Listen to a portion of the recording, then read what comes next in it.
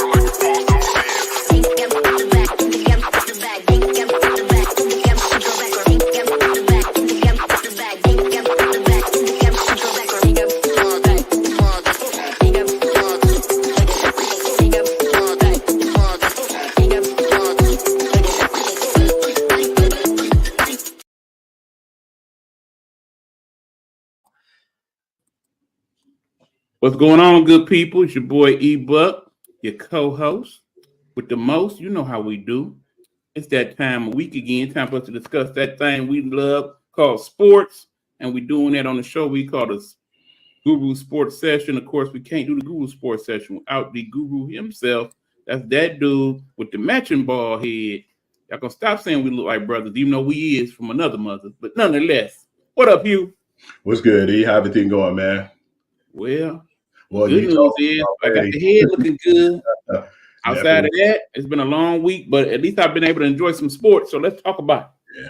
I want to start off with the weirdest thing I've heard, man, and it's starting to get a trickle-down effect, man. You know, first and foremost, I like to say rest in peace to my man's Pride. I know Pride wouldn't be taking this too well right now, but I'm about to say one thing he would not to be too happy with, the other thing he would love. But, yeah, I know you heard the rumors right now that your man Joel Embiid, the 76ers in general got fined $100,000 for basically how they handle things with Joel Embiid. And, you know, they try to make it seem more technical, or maybe they clean it up more when I sent you the information to do the show. But no, man, the bottom line is let's get down and dirty with it. They don't want him to do any more back-to-backs, and I think that he was the first one who agreed with that, and that's how all this stuff happened. So when they went out and said, okay, he's not going to play back-to-back games anymore, period, that's when they did investigation into it and fined the Philadelphia 76er organization for $100,000. I want to know your thoughts on that, because, you know, I know the talking heads was talking. Well, see, Hugh, we got to put this in perspective, okay? That brother making than the $60 million NBA salary. Just the salary, not no endorsements, none of that, okay? Let's take our regular, everyday, run-of-the-mill, basic A life. Mm-hmm. In an ideal world, Hugh, I would love to be like, well, I'm not working tomorrow because I need to rest my legs, my back, my knee, my kidney, my heart, my blood pressure, because I got all these conditions. You see what I'm saying? I'm sure you would feel the same way if you working right now with that same scenario, correct? Yeah, absolutely. Now, that being said, it's the talking heads on the one hand, but it's the people that done played the game on the other. You pretty much type of way. Now, it's crazy how the youngsters are saying, well, y'all just salty because y'all wasn't making that type of money that we making now. But no, they right, though. It's ridiculous. You make millions upon millions of dollars playing a game. When all is said and done, it's a game, okay? You play it to entertain us, granted. But you saying, okay, I'm going to entertain you when I feel like it, when I feel close to 100%. Keep in mind, it's hard to say what a person's pain threshold is as two people sitting here in front of you that have a pretty high pain tolerance, particularly that brother over there on the other side of me. It's hard to contend with people that's basically got some soreness or feel a little stiff or whatnot and say they don't feel like playing. You know what I'm saying? In the ideal world, I would much rather be a scenario where, okay, because my knee is what it is, I'm not going to play the whole game this next game, but I'm at least play half. Because remember the other side of this scenario. Then I'm going to throw it back to you. When all is said and done, Hugh, the people of Philly pay their hard-earned money to go see that brother play every night for money, oftentimes that's breaking their pockets, but it may be the only time all season You get to go to the game, and then you get there and find out that brother ain't playing. Or how about one step even further, Hugh? You can't afford the tickets in Philly, but in Indy or here in Detroit, where ain't nobody trying to be bothered, the tickets is cheaper. So you fly here to see your favorite player Embiid play, and kind of find out, oh, he's not playing because he traveled and that made his knee hurt. It's BS, man. Either play the game or don't. Flat. I definitely respect that, Ian. I felt the same way because, we just work. We regular Joes just working. We not doing something that we love to do. Most times when we work, if I told you I loved any job I had, I'm lying to you. Because any job I had, and I told you that I love this job, I lied to you. Ain't no way. I might have told the managers that, but deep down, all the people knew who worked with me. But yeah, man, that's just like you said. That scenario is crazy to me, man. I know Kevin Garnett was like, man, 82 games, you can't play that no more. When did that became a situation? Right, and people, let me tell you, look that up on YouTube. The conversation that Kevin Garnett and Paul Pierce had. Very enlightening. I definitely looked at that a whole interview, and I even heard from Matt Barnes and Steven Jackson. I heard the brothers' point of view, and a lot of them look at it like because they was asking how did that make you feel as a player? And I think Trevor Ariza said something about that too, man. He said that messes up the locker room chemistry, man, because he's supposed to be a vocal leader and he's not playing every day and want to tell you what to do. Like, how you gonna tell me what to do and how to be an actual player or professionalism when you're not even being a professional and doing your job? Like you said, if I had a choice, man, especially when I start having my issues with my back at the job, to say, well, I'm not going to work every day or I work every other day. That's crazy. You don't really get that opportunity in the job, man. If you go and tell any job that, well, I work, but I'm not going to work back-to-back days, it fire you, man. And they just made it like it was okay in Philly, man. And I understand that guy went through a lot of issues with injuries, but damn, man, that's a job. And that's like basically a job that anyone would love to do. If I had those skills and you had them skills, man, we'd try to play every day we could. And keep in mind, we old school because we feel that way. Let me point out a few people of note before we move on. There was a man named Mickey Mantle. Basically played with Payne throughout his whole career, okay? Still hit over 500 home runs, stole 300 bases, so on and so forth. Let me talk about that brother Roberto Clemente. Constantly was playing in Payne, but still managed to have 3,000 hits and whatnot. Probably would be even more if he had not died in that unfortunate crash in Puerto Rico years ago. And then let me bring up somebody of the present. Somebody we'll probably talk about a little bit later in the show. One Deion Sanders. Do you know that brother is in pain every day while he is coaching that team? Keep in mind, he done had foot surgery where he's not even fully footed, okay? Partial foot that brother walks on every day in pain. Coaching on the sidelines in pain. It's to the point where at the end of the day, every day, he could barely walk at all. If they can manage to do what they do, brother, come on now. I need y'all to suck it up. And if you can't, then I need y'all to turn it in and sit down and live your best life.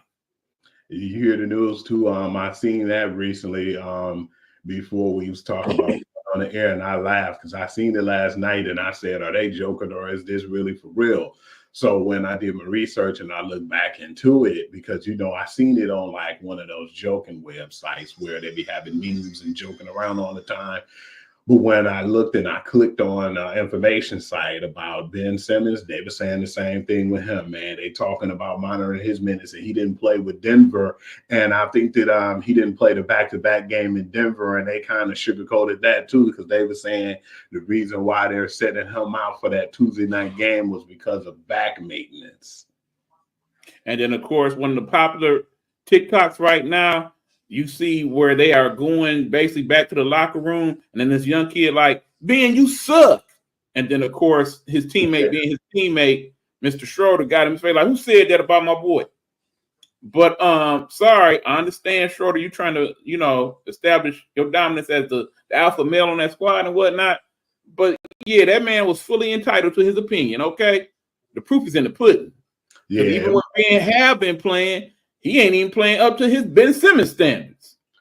I didn't like the fact. I get it. In the end, you got this chronic back problem, and it is what it is, and you just basically trying to play your contract out. Okay, I can understand that for what it is. But that being said, if that's the case, when this contract over, I don't want to see you no more. I don't want to see you no more. Unless you're on TMZ dating one of them Kardashians. See it. But to do that though, man, like you wanted to show out a little kid, man. That's what I looked at and felt like it was uncharacteristic. The father had to step up to his aid and then say something about it. And again, I can't fault Simmons for that. That was Schroeder that did that. Simmons just kept on walking. Yeah. As he should have. Because what can you say?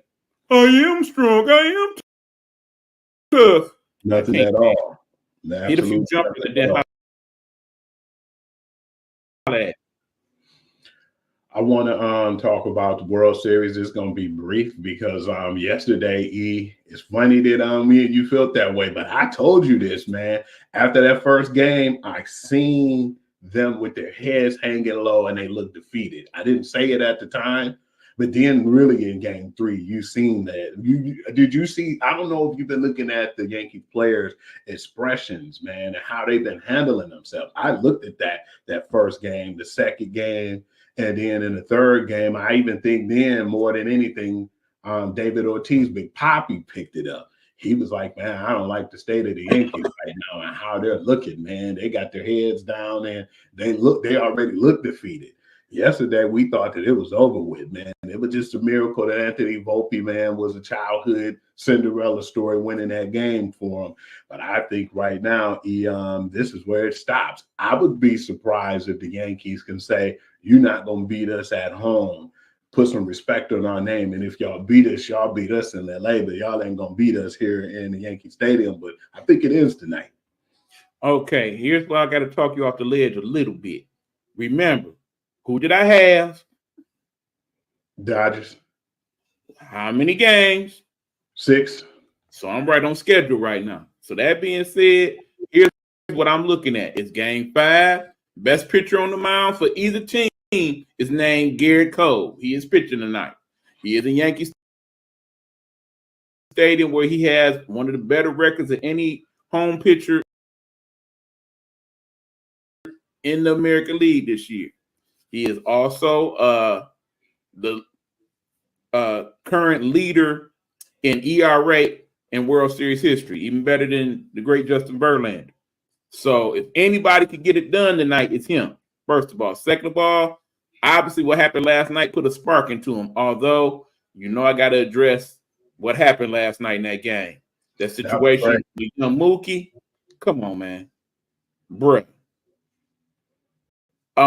Here's the thing. I understand that hitting somebody is against the law and whatnot. It's felony. But in that case, I wouldn't have been mad at Mookie. Okay. What is you doing? That's like somebody coming to your job, Hugh, and basically taking your work uniform off you and then going upside your head. I was supposed to be cool with that. Yeah, I'm gonna tell you a few things, man. I don't know if I told you this before in the past. A few times I took that work and off on my own voluntarily. Oh yeah. We both had that discussion. It's been a couple times. I was quick to come out the uniform like, hey, I can go punch out right now. What's up? I just had a few people up doing that too, man. They were talking smack. I generally folded it up like, can you repeat what you just said, sir? Nothing. But then, like you said, you can't do that in the crowd, man. That's why, remember, I was telling you, they should put up that, like the netting all around the stadium. And I would hate for them to do that because that takes away from the experience and me just being old school like that. But I wouldn't be mad if they put it at least around the bear. I mean, granted, it kind of messed up play too, because think about how many home runs that wouldn't get snatched. Yeah, because yeah. But you fall into the crowd catching. All that being said, Yankee Stadium a little different, and them Yankee fans a little different. Because most stadiums that wouldn't happen. Okay, Nah. I ain't gonna say that wouldn't happen in Dodger Stadium because it absolutely would have. But in most other places, no, that wouldn't happen here in Comerica. Oh no, I don't think so. Nah. because worst case scenario that would happen, and them two dudes they wouldn't even made it to get throughout. People would have been trying to put them out their damn self. Oh, you fucking us up, bruh. Y'all got to roll. Yeah, that's crazy, man. But no, the craziest thing about it, Hugh, according to the rumors, those two people are going to be allowed back at the game tonight. Oh yeah, since they season ticket holders. Think about it though, E. I'm not even trying to use this and put it out there, man. But you already know I'm about to go, man. Were they darker than us, or were they around our complexion, or were they lighter than our skin complexion? Hold that thought, Hugh. Hold that thought. I just want to know that. Please tell me that. Talking, and then I'm gonna have to ask for you momentarily. Matter of fact, hold on. Just hold that thought. Yeah, go on, speak on it. Like you and I know that if it was like some black people that did that, I don't give a damn if you were season ticket holders. Not only would you been kicked out, you wouldn't be allowed back in. Season ticket holders are not. It seems like it's a different ball game when people do things like that. The funny thing was today they were talking to Gronk on the talk show, and I was hearing that he said that I was one of his buddies that went to school with him in Arizona. And when I heard about that, I was like, okay. And he talked about how wild they are. And the hockey team. But then I was like, okay, so he must be born and raised from New York then and went to school out in Arizona. I definitely see what you got up now too, E-Man, and that's a fact, man. Because and I know if we did that, man, if you was any color besides Caucasian in this case, you wouldn't be able to get away with nothing like that. Your tickets would be revoked, and you'd never be able to get back in the stadium. To give them that opportunity is crazy, man. It's actually a slap in the face. I mean, even worse. I say it's even worse. Let's just say they wasn't even like us. They was like our brown-skinned brothers. Let them be Puerto Rican, for example, considering what happened earlier this week with that debacle. It would have got extra ugly in there. For real. That's crazy. Or let them been Hebrew or one of our people from the Middle East. You know what I'm saying? It definitely could have went a whole different way. I definitely believe so. I definitely thought that too. I would definitely be happy to see them do that, man. I just think it'll be a moral victory, even if they did lose today, to say at least they didn't get swept, because it was embarrassing. Because I was talking right. To them. I mean, because you remember what we said when all was said and done, we just wanted a good World Series. Mm-hmm. And last night I can't say it was a good game. I mean, it woke me straight up out my sleep when it's like Freddie again. I'm like, what? No way. Freddie Freeman is having the World Series of his life. Absolutely. And it's funny because he getting better. The older he get, the better it seemed like he played. You notice that? Absolutely. He wasn't that well in Atlanta to the end of his career. Baseball player. That being said, Hugh, if you are the Yankees, why the hell are you even thinking about pitching to him tonight? I would walk him every single time. Even if the bases was loaded, I would walk that dude. I would want no parts of pitching to him at all. And the craziest part about it all, y'all remember, Freddie is not 100%. And then I seen like if they win this one, this would be their 8th overall championship in LA. And then I seen how many the Yankees had. I said, shit, man, I wouldn't be losing no sleep if they lose this series. Shit, they won 27. So I'm like, yeah, man, maybe it'll be another year for them, man. But I just don't think it's that year. But the thing is, I believe still the AL will get better. We're getting better as the Tigers, man. I believe you sprinkle a couple of veterans from the who got some bats and get us some more pitching. Man, hey, man, look out, Yankees, man. I think that y'all have a chance. Y'all definitely have a challenge coming in the next season, because I feel like it's time for it's about due for the Tigers, man. Definitely having that feel-good story in like that. I'm definitely waiting for them to rebound. Yeah, but keep in mind, we might be looking at the beginning of a new dynasty in LA. Think about it, Hugh. They got who they got now. They top two players is playing injured right now. That'd be Ohtani and Freeman. Okay. Two of their best pitchers not even playing in this series at all. Kershaw not playing. But you know what happened with Kershaw in the playoffs? He always seemed to get rocked. I mean, yeah, granted, that's probably a good thing, but even still, not playing. And then, of course, the guy they got from Tampa Bay, him not playing. One of their best relief pitchers not playing. And then the best pitcher they got on the squad is playing, but he playing DH. So consider all that and the fact that next year, all that should be resolved. They'll be healthy. Not to mention, they still got more money they can spend because of how Ohtani structured his contract. So that leads them to add another bat, like say Juan Soto, for instance. So imagine how they look next year with everybody healthy and a bat like he is or somebody along those lines to add to it. We might be talking about them winning next year and maybe the year after that. I'd be surprised, to be honest with you, though, man, if they pull off a lot of that stuff, man. And I really don't count Kershaw, but I definitely feel like this. No, I don't think Kershaw will be back. I think this is it for him. But like I said, I definitely see them replacing him with somebody good. So always, I believe they'll replace more pitcher than bats. But then I still believe they'll go after bats too. Nobody expected to be as good as he is this year. I was really surprised with that too. But yeah, man. The thing is, what I like about that organization is they're putting the money out there because they want to win. Magic Johnson and company. Everybody else just feel like they can plug and play players, man. And if you don't put enough into your team nowadays and try to win it all now, that's where the problem's going to begin. So, yeah, this World Series, it wasn't entertaining as I thought it'd be, but still at the same time, it was the two teams that we definitely thought it would be. And at the end of the day, we definitely got that, two big market teams. And I just feel like the team that's spending bigger money right now is the ones who's going to definitely be the favorite. And like you said, I wouldn't be surprised if they'd be the favorite for a while now. Right. And like I said, in the end, the real winner is MLB because this is what they wanted. They wanted the two big market teams. I'm pretty sure the merchandising is going according to how they want it. You know, when they have the World Series championships and whatnot, particularly, well, it don't matter which one, if it's LA or New York, it should be a lot of money spent on people buying those shirts there in the MLB.com. So, yeah, they got to be happy. I want to move on now, and I want to get to like the college football and what happened in week 9. Most of the games I talked about was like either like the rivalry games and like for the most part the top ranked teams.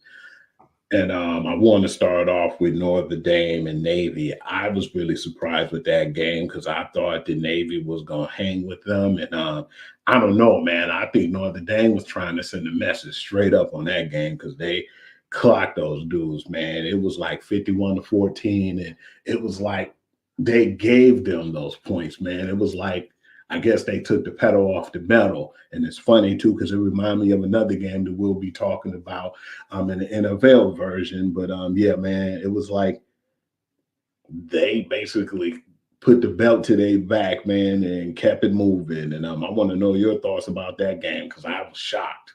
Same as yours. They kicked them cheeks, dog. Navy got exposed. They ain't real. They ain't real. Notre Dame set out to show y'all they ain't real. In the meanwhile, remember what I said to start the season. Notre Dame already in the playoffs, period. The only way they not is if they put themselves out. Keep in mind, they had the door open where they was about to get out, but they just closed that boy right on back. They are definitely in the playoffs now until they mess around and lose somebody ain't got no business losing to. Yeah, that game got nasty, and it got nasty fast, man. Another game that I thought was going to be slightly better, but didn't live up to his expectations was the Illinois ranked 20 versus the number 1 overall Oregon. I thought that would be a little better, but Oregon just ran straight through those guys, man. And I'm not surprised. I told you, this is not a good Big Ten season. Most of these teams in the Big Ten, they are getting over on the system, okay? Just because they're in the Big Ten. A lot of these teams you see ranked in the top 25 as Big Ten teams, your Illinois, your Penn States, hell, your Indianas of the world, they're not as good as they rank as would indicate. Okay, we about to find that out this weekend. I'm pretty sure Ohio State gonna put the foot to Penn State, and you're gonna see they ain't real. But yeah, remember that Michigan team should have beat Illinois. Okay, they was just trying to figure out that whole quarterback thing. Not that they have, but yeah, Illinois no good. Oregon, they the real deal. We know this. Game surprised me more than anything, E. I know you've been looking at me like I've been underestimating these dudes for a while, man, was the Alabama-Missouri game. That really surprised me. But when I thought about it too, E, I look at the old, like 2 years ago, Alabama team, and I looked at it and I said, they remind me of that team. They could play good at home and they kick your butt at home. But on the road, it just seemed like they had their struggles. But damn, man, I was surprised they did that to Mizzou. Mizzou didn't score not once. Man, I told you you underestimated your team. Granted, I didn't expect Missouri to go out like that. I ain't even gonna lie. Me neither. That's crazy. But when all was said and done, I figured that Alabama was gonna win that game. I told you that. I predicted that. I feel like what happened was DeBoer been hearing the backlash all that week, and that's why he had to do that. I think he basically finally got into the ears of the players like, look, man, we just can't just show up and be like, we Alabama and that's that. We got to put in the work, okay? I wouldn't even be surprised if Saban lobbed the call over there and like, look, boys, what y'all doing? This ain't how I taught y'all. Handle y'all business. And they did exactly that. Because Missouri, actually, I still think Missouri is a good team. It's just they caught Alabama at the wrong damn time. And you know what I noticed too? Your boy wasn't trying to be all buddy with him like he was those first 3-4 weeks. Caleb DeBoer, he like, okay, you good. Don't try to give me no chest bump or no handshakes. You did your job. Keep it moving.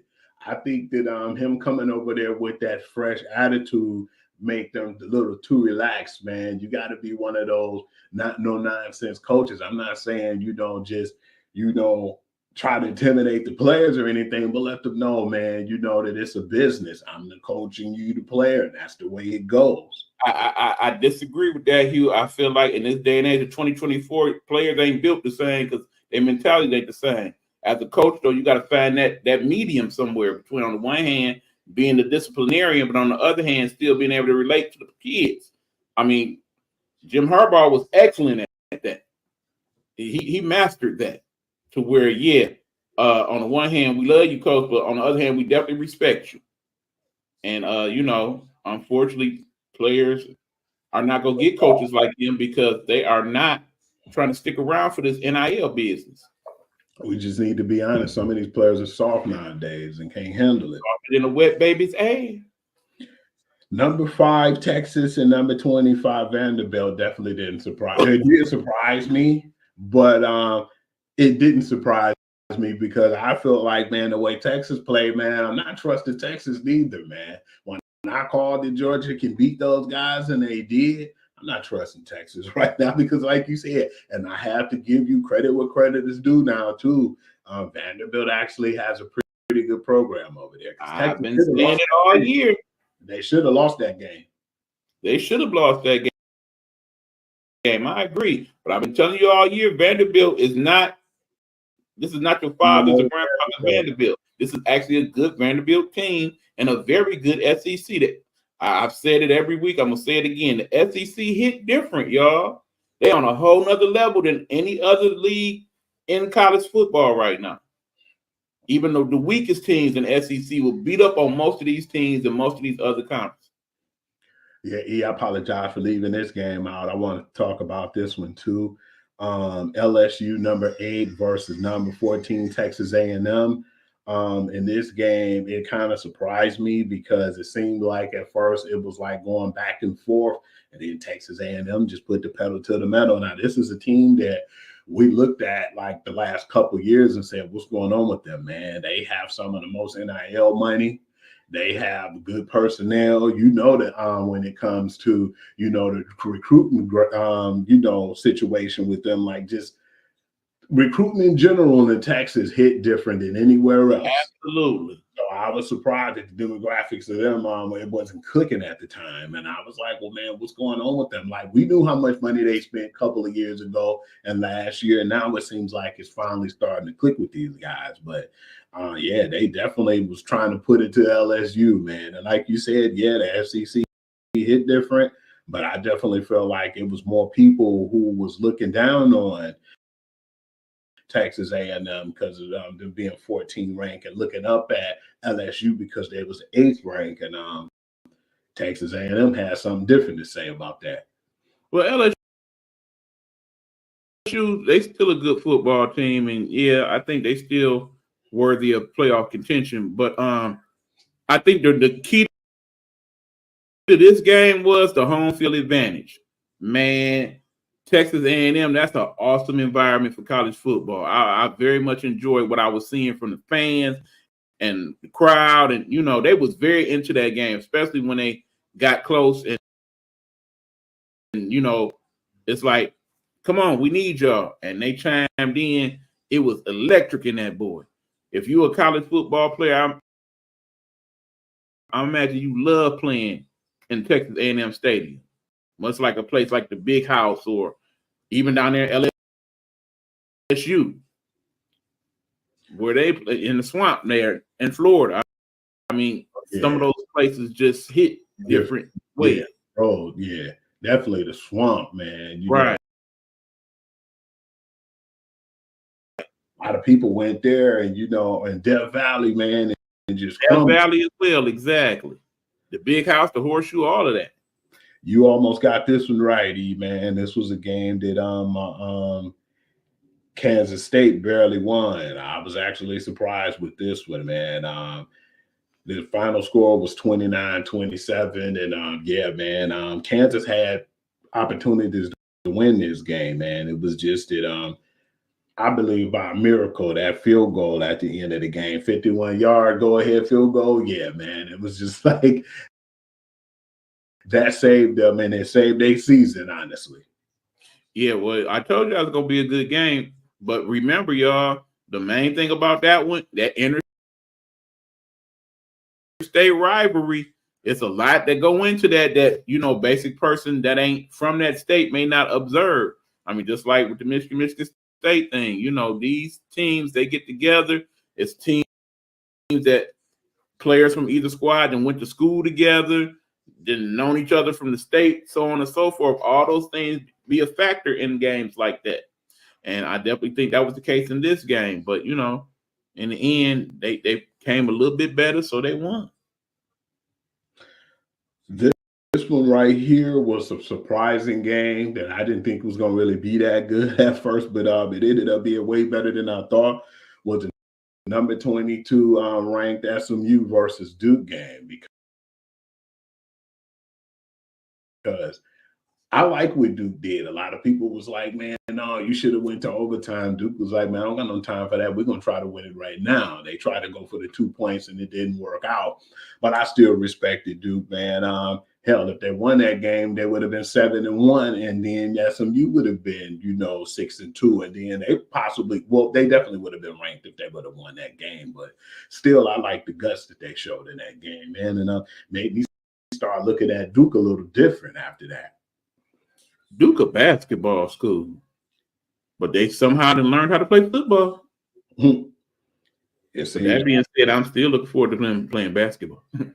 Always, I definitely enjoy them playing more than the football, but I still feel like, man, it's better for the school too when you got both programs is playing well. So absolutely, do nothing but get actually not a bad baseball school either, but that's a whole nother story.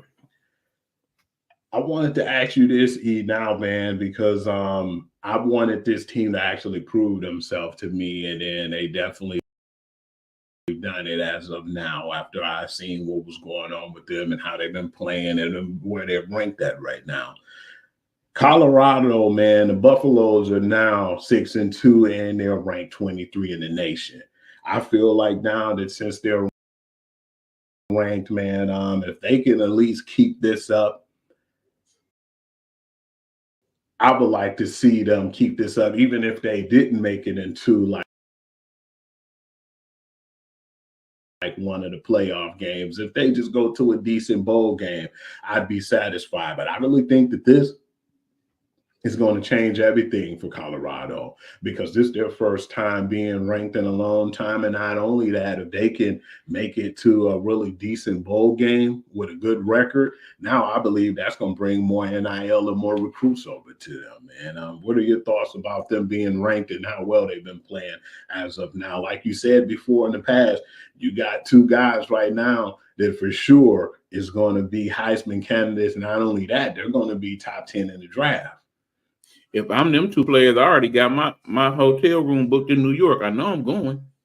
Now, who gonna win it? That's a whole nother story. But I know at least them two gonna be invited. If they ain't invited already. That being Shedeur Sanders and Travis Hunter. But that being said, good people, it's the program. And Prime is doing things over there. He's doing what he said he was gonna do. He said, okay, you better catch us why y'all can catch us now, because it's coming. And we starting to see it take place. Remember, that ain't just your run-of-the-mill college program. You got the NIL money, you got the celebrity support, you got the college coaches that were former pros in the NFL. It's all coming together now. And I'm not surprised that they ranked, because as I was telling you earlier in the season, we still got to keep an eye on these guys, because I feel once he get it together, they definitely going to be talked. Because remember, it's not just about making the playoff in terms of who's the best teams. Now that we got 12 teams, part of the business, like I said, who going to bring butts to the seats? Who going to bring eyes to the television set? Because ain't no good college playoff if in the end you got a whole bunch of teams. Ain't nobody trying to watch on TV, or ain't nobody trying to come to them games. You know people want Prime to succeed, or they want Prime to fail. They love him being the villain and the hero. So you definitely want that team to do well and be there so they could be part of the whole thing. Not to mention, there's probably commercials already in the can. So if they make the playoffs, you know this. What I like about it all too is we mentioned Prime, and we got to give Prime credit where credit is due. But then I've been definitely looking at that defense and seeing how good they've been playing too. So yeah, and definitely credit Warren Sapp for and doing what they need him to do over absolutely. there now. Because at first that defense was shaky. Now they're starting to get stable and starting to get a steady ground. Yeah, I mean, in the end, it's hard not to listen to somebody where you know they didn't did it. They got the Hall of Fame Jack in the rings to show you. Yeah, man, you learning from a really good dude too, man. And I'm glad that they put him over there, man. I'm just hoping that they could get some more guys, man, like a couple more dudes, like some good special team dudes from the NFL or whatnot. But what they have right now is great, man. You even have guys. But, and again, Colorado, I hope you're showing Prime some love there in Boulder, because they definitely gonna be knocking on his door. Remember, it's a couple schools right now, they doing real bad out here. And one of them is his former alma mater, Florida State. And they got that money for him. Not to mention, recruiting in Florida is different than recruiting in Colorado. Yeah, y'all come up here and play in the snow. Yeah, you come on down here to Florida. Look at all these girls and whatnot. It's warm all the time. You see what I'm saying? That recruit hit different. And that's crazy too, man. Because now they definitely regretting the fact that they didn't consider him, man. Now that he's playing and now he's on the level he's at. Too late to fix that. It's definitely not too late. The money can fix everything, man. Unfortunately, he may have to tell them like he told the Lions back in the day. You're gonna need so much money. You're going to put me on layaway. All right, E. Speaking of, man, we definitely about to jump into the NFL, and we're gonna talk about the games that happened over the week. And one of them, man, was the one And I basically told you this was one I definitely predicted, E, but I was more or less surprised than you were. Remember, I had the Rams in this one, but I didn't know not only that Cooper Kupp was coming back, but Puka Nacua came back as well. So that really surprised me.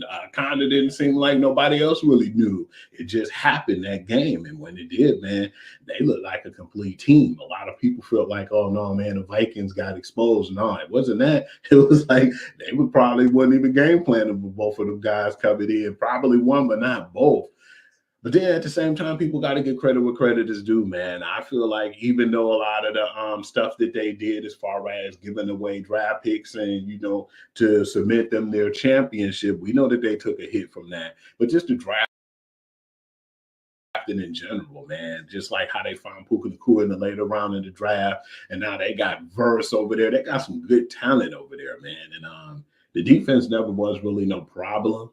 And that's starting to become a problem because I don't know if you heard the rumor, Tre'Davious White is now unhappy because he's not getting the playing time he wants. So now he's requesting the trade. But yeah, man, that team definitely, when they're healthy, is a playoff caliber team. And I felt like still, even regardless of the fact I picked them winning, but didn't really like the way everything ended, at the end, because we clearly seen that face mask. And the funny part was they showed it from an angle where the ref is right there seeing everything, and they just turned a naked eye to it. I'm not saying that would have made the difference in the game, but they should at least call that penalty and gave them a chance in that case, because not only did it change the complexity of the game, but then that extra 2 points made it out of reach at that time.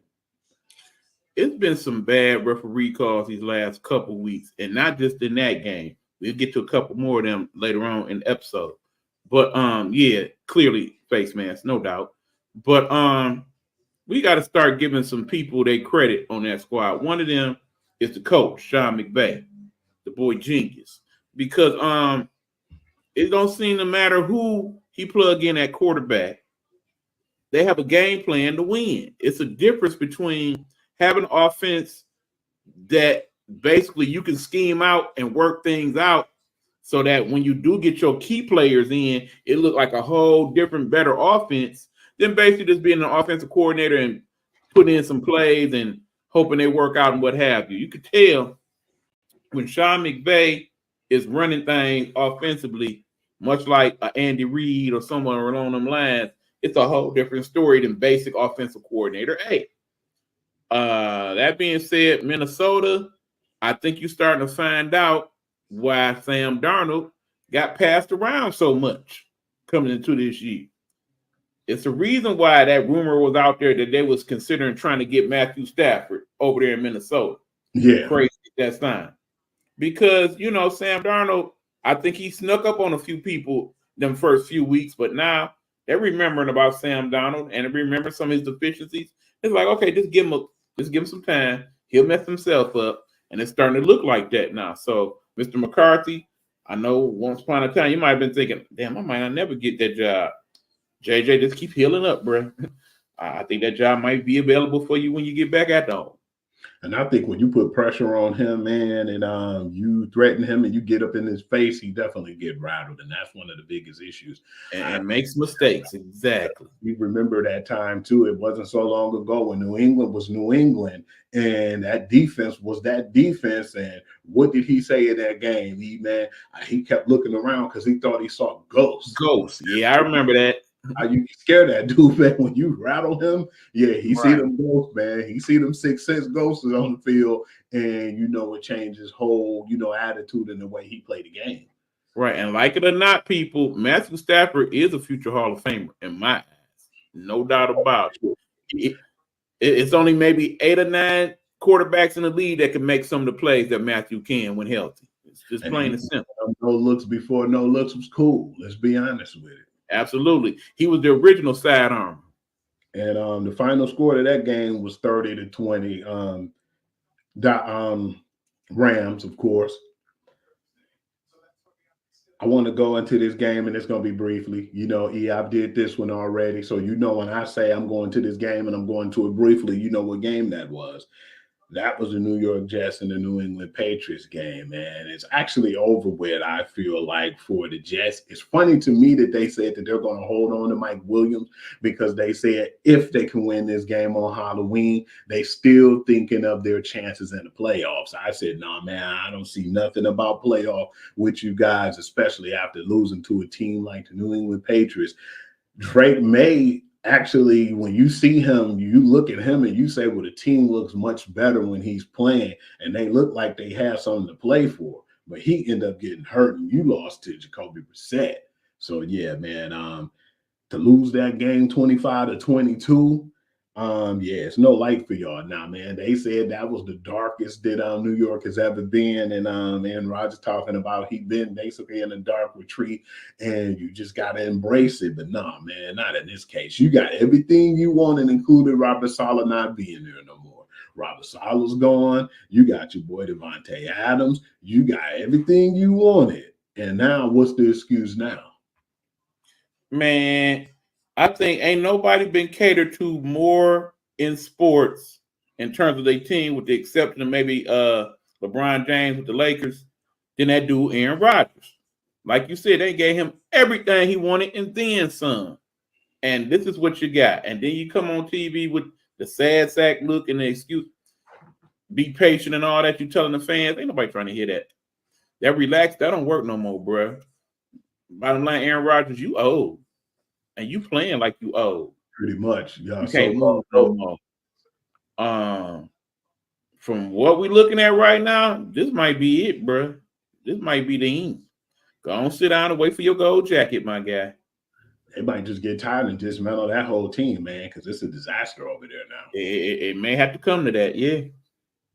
I want to move on to the next game right here. This was a game that I feel like the Bengals had to win because I don't see nothing coming out of them neither, man. I believe they'll be sellers versus buyers at this time of year, basically, definitely by next week, Tuesday.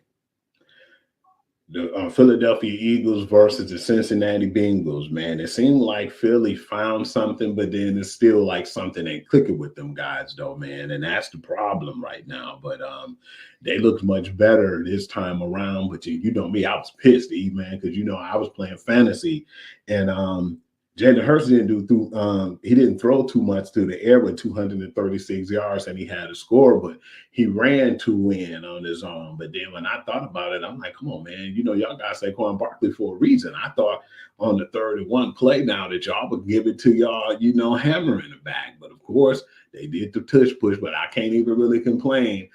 It wasn't working at first, but then they finally got the 9 and they got in twice with it, and Jalen Hurts was a recipient of that. But to get beat like they did, man, 37-17, I'm thinking this is definitely the beginning for the end for them, man. So I wouldn't be surprised if they'd be trying to shop Trey Hendrickson now and your man's T. Higgins. It'd be best now to try to get future draft capital.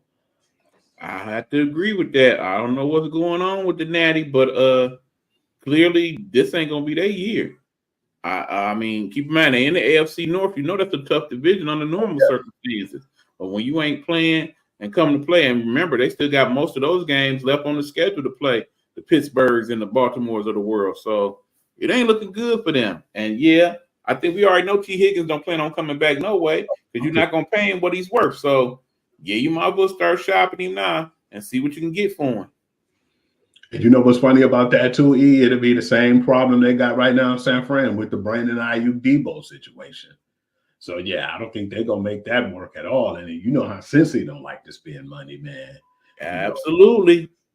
That final score was 37-17, if I didn't say it already. And we're going to and it should have been worse. We're going to move on to this surprising game right here for me, man. I still don't underestimate no one. But the Green Bay Packers versus the Jacksonville Jaguars. Jacksonville came out swinging this game, and it was a real intense game, man. It was like the battle of two quarterbacks, and Trevor Lawrence looked like he was definitely number 1 overall pick in this game, man, with 308 yards to 2 scores. Joy Love struggled the whole game, man. That Jacksonville defense was getting at him, man, and they was getting at him. I said, damn, I don't know what it is when they be over there overseas, man, and when they be over there in London and when they come back home, man, it seemed like that first game back, they usually keep that same intensity. Joy Love looked mediocre at best, man, 196 yards, and he had a pick on the day, but that man, Josh Jacobs, finally had his game. He had 127 yards and 2 scores, and he was looking unstoppable. They finally found their way in the run game. And I wasn't really surprised at him, but Tucker Craft, he even had a touchdown, man. He looked pretty sharp with 78 yards and a touchdown, but he's not the only one, man. On National Tight End Day, I think damn near all the tight ends got off. I would agree. Jordan Love is hurt, y'all. I think it was very obvious, particularly when he came and got hurt that first part of the game. Yeah. Sat down, then he came back. He definitely was not himself after that. I'd be very surprised if that brother ended up playing this week. And it's unfortunate because if we do play and everything was normal on our side with the Lions, man, that dude Hutch would be licking his lips right now, like, oh yeah, I'm about to get that brother. But yeah. I think that's what it boiled down to. Jacksonville, they better than their record would indicate. We know that. We know. I won't go as far as say Trevor Lawrence is that guy or he earning that money they gave him, but he definitely a better quarterback than what he showed that first half of the season. As far as the Packers go, I think they just kind of ran into any given Sunday a little bit. Mm-hmm. And part of it, like I said, was Love was hurt. But it is encouraging to see Josh Jacobs starting to ramp up over there. Brian Thomas been looking pretty good too, man. The rookie over there in Jacksonville, man. He's been everything advertised, man. He had a touchdown on the day, but that final score was 30-27, and it was like the last couple of games with Green Bay, man. They had those walk-off wins, but yeah, man, it's gonna be a battle this week, man, coming up, but we'll definitely get into that. Absolutely, man. E, you were right. And now I got to take it back a notch on this one, man, because I'm starting to scratch my head now. We thought that it was going to be a battle in this division at the top, but damn, man, it seems like the Buccaneers are like starting to lose games now, and they're losing them in bunches. They dropped 2, and the Atlanta Falcons won 2. So, yeah, I wanted to talk about that one, Atlanta Falcons versus the Buccaneers, man, and it seems like my man's Kirk Cousins has – He had a number, man. He had 276 yards and 4 scores, but you know who was the man in that game, though, man? Bijan Robinson? Nope. He was non-existent. He had 18 carries for 63 yards, so he ain't really do too much. He ain't been doing too much, period. Hey, I remember people was laughing when we said we thought we had the better of the deal. I do recall that. A lot of people laughed in our face. Who laughing now? Right. Kyle Pitts, man, that dude had 4 receptions for 91 yards and 2 scores, man. The tight end. What position Kyle Pitts play?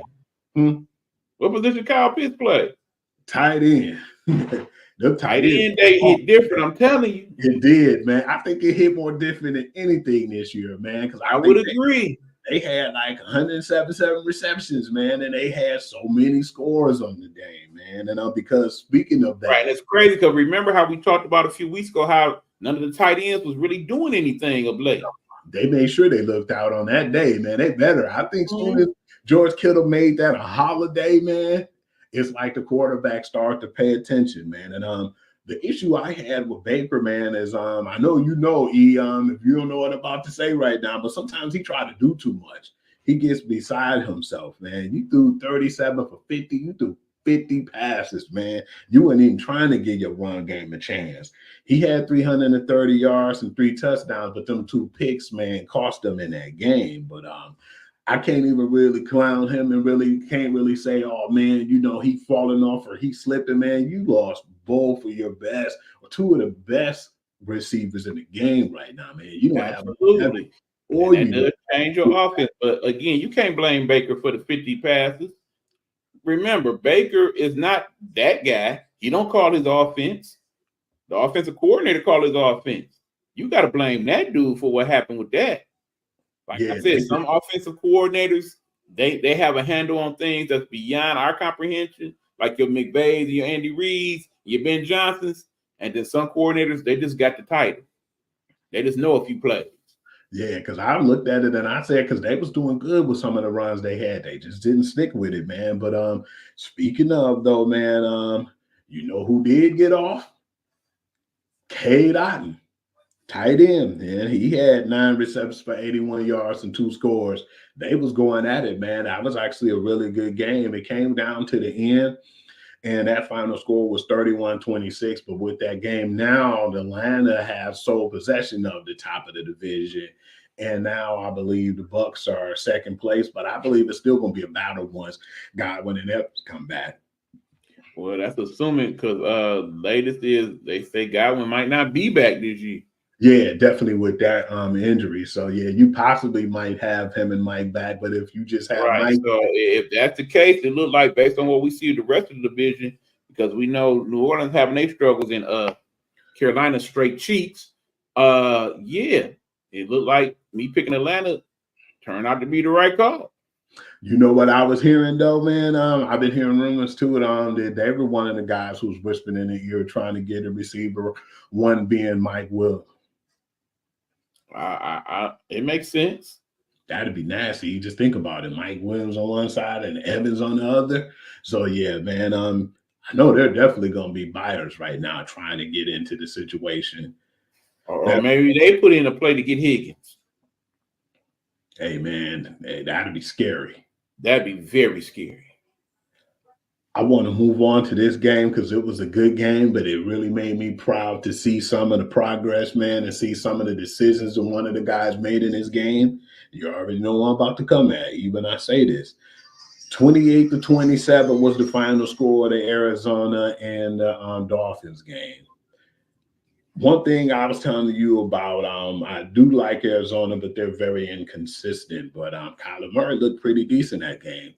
307 yards through the air and 2 touchdowns. And the tight end was a monster that game, man. Trey McBride already surprised me last year, but that dude had 9 receptions for 124 yards. He didn't score a touchdown, but still, man, he got off in that game, man. And James Conner, I don't think people give him the credit he deserved too, man. He at least top 10 as far as one of the better running backs in the game right now. But Tua came back and looked pretty sharp though, man. Like he didn't miss a beat with the 234 yards and the score.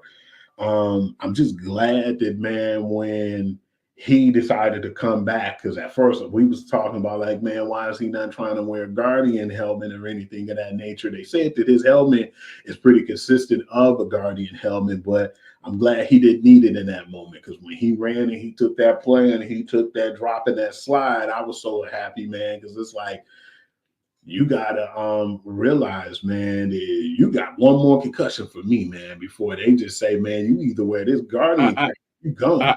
I think he just got one more concussion, period, Hugh. I think if it happens, particularly if it happens this season, that's it. He's done. You gotta, like I say, even if you have to bow his, whatever you got to do, you got to save him from himself. I'm thinking about people like the Michigan quarterback that basically retired yesterday because of concussion issues. We were wondering how it ended up that they ended up going back to Davis Warren. It was because Tuttle had got cut, and after they sat down and talked about it, he said, "No, I'm not gonna play no more." Yeah, that caught me on for him. And anybody else that's having that issue. You know what surprised me, E, sincerely? This game right here I'm about to tell you about. First and foremost, man, big up to Jameis Winston. We're going to talk more about that. But the Ravens versus the Cleveland Browns, that really surprised me too, man. And not because of the fact that it did surprise me, the fact that the Browns won. But what surprised me more than anything was how well Jameis played and how he handled himself as a professional. When you seen before the game even started, you already know he was in that zone. He was making every conversation with the announcers and stuff, and the analysts, short and sweet. He was just ready to go out there and ball, and that he did, man. 334 yards with 3 touchdowns, and the best part about it is we know him and we know his abilities. We know that year he had 5,000 yards and 30 touchdowns, but he had 30 interceptions to go along with it, man. That's a lot of interceptions. for him to have a clean game, man, I had to respect that, man. And Lamar wasn't no slouch neither with 289 yards and 2 scores. My problem was they didn't use Henry like they should, man. He only had 11 carries. He scored, but he only had 73 yards. I feel like if they would have had him be the battering ram who he is and move the chains more, that would have changed some of the game. It would have basically gave the momentum to Baltimore. But I think when they try to have Lamar Jackson do too much with his arm, that's when I believe that bring them in trouble. But I can't even really blame it all on Lamar, man. That defense, man, has been terrible, man. Y'all dropped a pass that would have went for a score. And if they would have got that interception, man, they would have got the ball and it would have been a touchback. And the one with Kyle Hamilton dropped, man. When he dropped that pass, man, that could have ended the game. And I heard that their defensive backs or their defense in general had the most drop passes with 8. I imagine somewhere Ray Lewis and Ed Reed having a text chat, and it's like, man, what's going on? This ain't us. This ain't how we talk to these boys.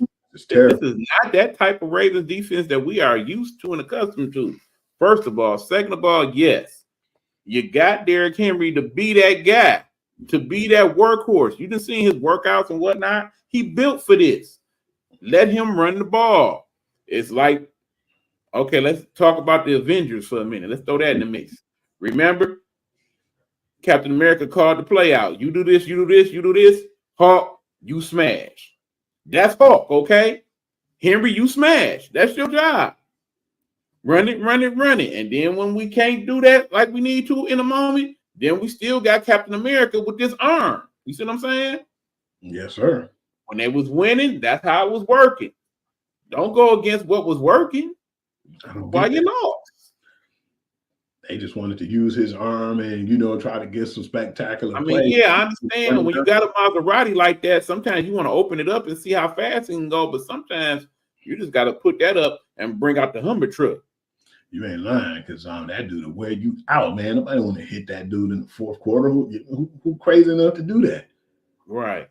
And I'm sorry, every time I look at that dude, I can't help but think, Jerry, you sure he didn't fit? Jesus. We definitely got to talk about Jerry, unfortunately, but yeah, we'll leave that for later. Yeah. I want to get into this game. It was a pretty sloppy game to me, man. But at the end of the day, what hurt my feelings, what made me upset, and we're going to definitely talk about this a little bit longer, is the fact that your quarterback gave up. I didn't like that part, man. When your quarterback gives up, I think that's a bad move.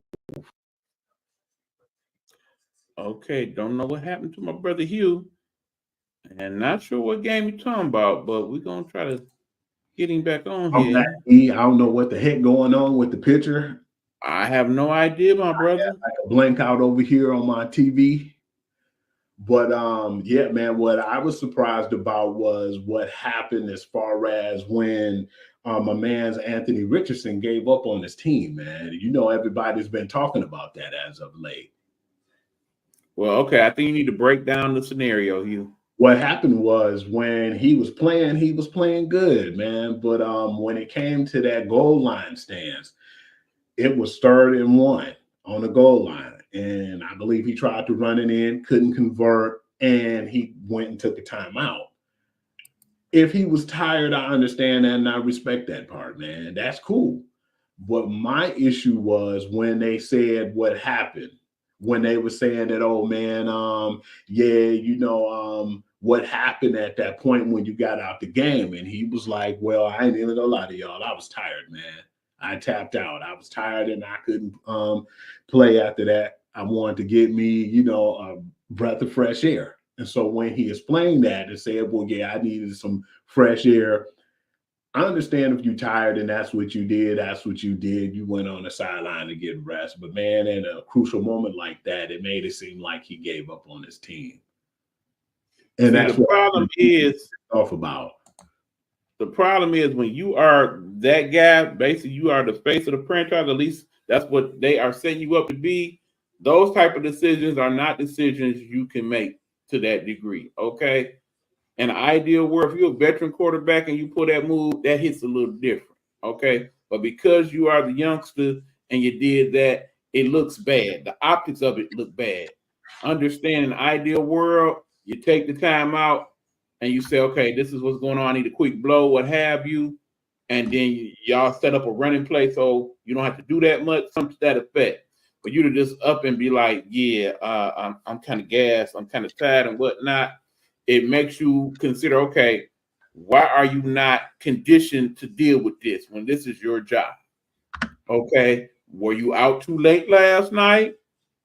Are you injured and we need to know that you're injured? What is it to where we are not getting your best effort at this moment? Because you are the guy. You can't do these things if you're the guy. I see if you the wide receiver or the tight end or what have you, you get a little bit more leeway.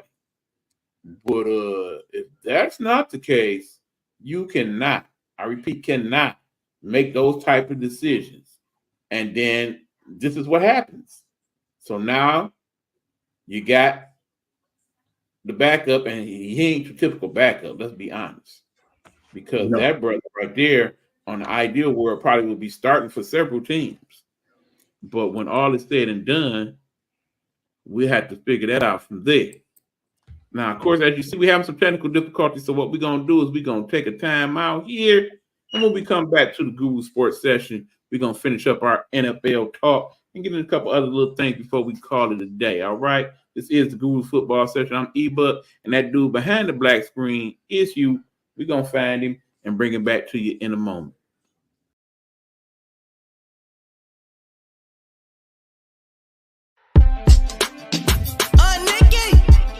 Let's talk. Let's talk.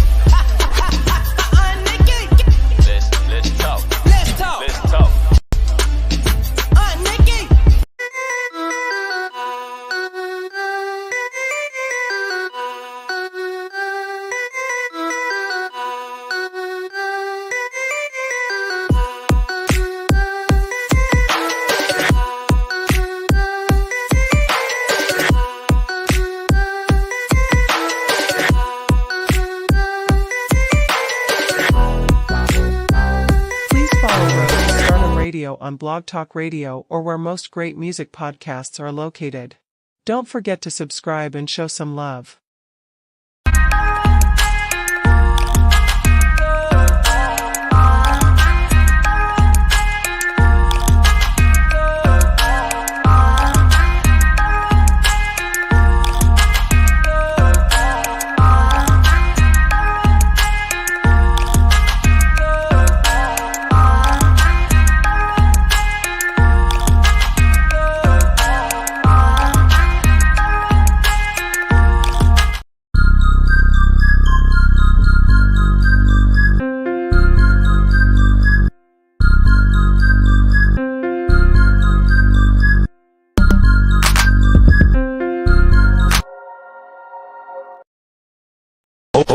Hold up.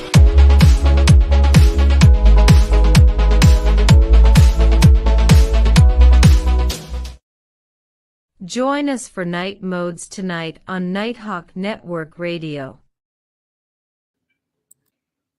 All right, we are back. We've worked out our technical difficulties. We got my man Hugh back. All right, Hugh, as you were saying, my brother. Yeah, just was disappointed, man, because, I do like Anthony Richardson, man. And when he plays, he's an excellent player. The funny thing was they had side-by-side, like him playing his first 6 games with Josh Allen. And they were like basically the same numbers almost. I think Josh Allen had more picks than him, but Anthony Richardson had more touchdowns. I think that he had more rushing touchdowns than Anthony Richards, but all in all, the passer rating and everything was all advantage to Anthony Richardson. A lot of people feel like now that he gave up on the team. I've heard like talking heads like Shannon Sharp and even Stephen A. Smith and even Pat McAfee talked about, man, he gave up on the team. And that's why they feel like they're punishing him right now when they benched him. But like you said, man, we know how good Joe Flacco is and what he can do for a team, because the final score was real funky, man. It was like at the time we didn't think that the Texans wanted to win either. It was 23-20. But at the end of the day, what I looked at is, man, Do you think that the Indianapolis Colts is going to go to the playoffs? Nope. Are they going to make a really big push to go to the playoffs? Absolutely not. So why is it now that you feel like you had to make this move and make an example out of him? Well, I kind of disagree with you, Hugh. I think they do have a possibility of making the playoffs. When you look at that division, basically we thought Jacksonville would probably be in the mix, but more or less Houston would run away with it. Still kind of looking like that, but when you look at the rest of the AFC, it ain't like it's a lot of teams blowing us away right now. Okay. Yeah, you got Buffalo. Yeah, of course you got the Chiefs. But outside of that, everybody's still kind of in it, except for the two teams that definitely ain't. So yeah, if you got that dude at quarterback, let him go ahead lead team. And on the same token, though, you don't completely give up on Richardson. This is just you setting the example, like, okay, this is how you be a professional. Okay. We're gonna have you watch Joe for a few weeks, see how it goes. In the meanwhile, you also got to remember in the process of all this, that head coach trying to keep his job. Yeah, definitely got to think about Shane Steichen. Do you risk it all by building the rookie up, or do you try to make the playoffs and try to stay on for a few more years? Because they are 4-4 right now, so they're in that hunt. I just don't know, man. I think that they're a good team, but it's a possibility they could make the wild card, but I don't see it, though. Yeah, I'd be surprised if they make the playoffs. Right. Like I said, I think it's very 50-50, but at least it's 50-50 with Flacco. Yeah. With Richardson, maybe not so much. And they're 4-4. So yeah, that's why I think he might have just said, hey man, let me make a good decision for me, because Shane Steichen could be on that hot seat too, and we don't know what's going on behind closed doors. And right. But in the end, if I'm Richardson, I'm taking my punishment like a man, and I'm learning from my mistakes. And when I get my chance to get back in, because at some point it's gonna happen, do what I need to do. And that can help him, like you said, from a veteran point of view with, my man's Joe Flacco, and it can build character at the same time. Absolutely. I want to go on to the next game. And before I do that too, man, we found out the news, and it was unfortunate too, because after that game, we found out, because we knew that Stephon Diggs ended up getting hurt and getting pulled out the game. They thought that it was just, we did it on technicality and we'll check them out later and get an MRI. But that MRI was definitely what they didn't want to hear right now. Not only did they lose Nico Collins, but now you lost Stephon Diggs for the rest of the year. So, of course, you already know they chatting. They're trying to look and see if they can go out there and get a receiver, man, because they dropping receivers like flies over there in Houston. Right. And again, speaking on that dude, T. Higgins, that's definitely somebody that would fit that mode. But yeah, they say it's a possibility Nico might come back later on in the season. But yeah, Stephon is definitely done, and it's unfortunate because, like I said, remember he went over there to get a new start and be somewhere where he was wanted and whatnot. And from all indications, his teammates loved him, and he loved being there, and everything was going good until it wasn't. So hopefully he'll heal up, and next year we get to see him do his thing again. This was a weird game too, man. The one that I'm about to move into now. I definitely just want to get that Stephon Diggs news out. But the New Orleans Saints versus the Los Angeles Chargers, because now I'm hearing, I just saw it flash across my phone that Derek Carr be back. It's definitely too little, too late. They're 2-6. Spencer Rattler definitely wasn't the answer.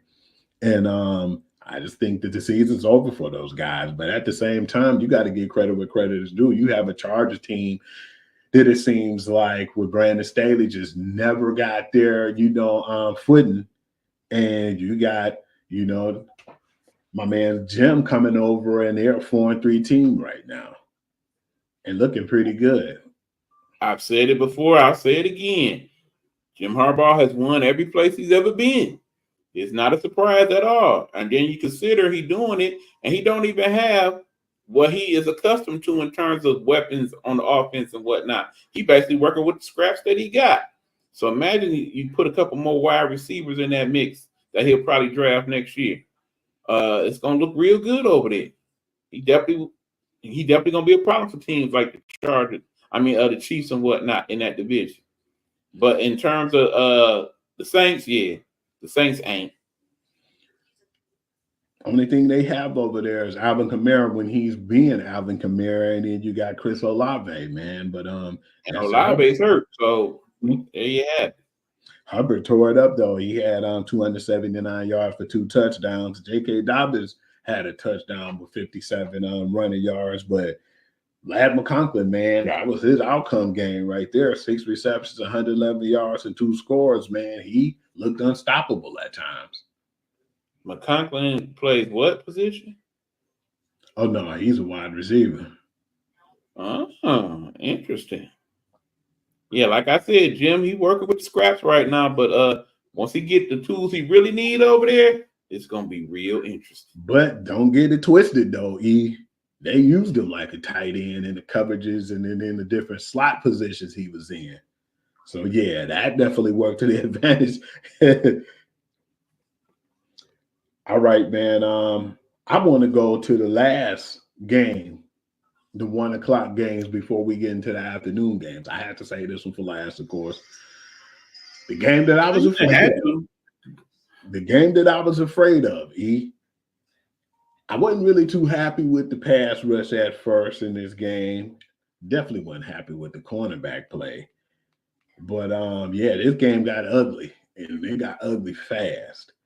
Was the Detroit Lions and the Tennessee Titans. And then when I say it got ugly, I think that I don't know, man. A lot of people were like, yeah, man, they tried to run up the score, but I didn't really necessarily see it like that because they basically only kicked the field goal in the fourth quarter. If they was gonna run up the score, there was a lot of opportunity they could have scored in the fourth. If they were gonna run up the score, they just would have left your man Jared Goff in for the whole game. I mean, that's just stupid. I mean, bottom line is they didn't put their real effort forth and still won this game with ease. Remember, they won most of this game with special teams and on defense. The offense didn't have to put in much work at all.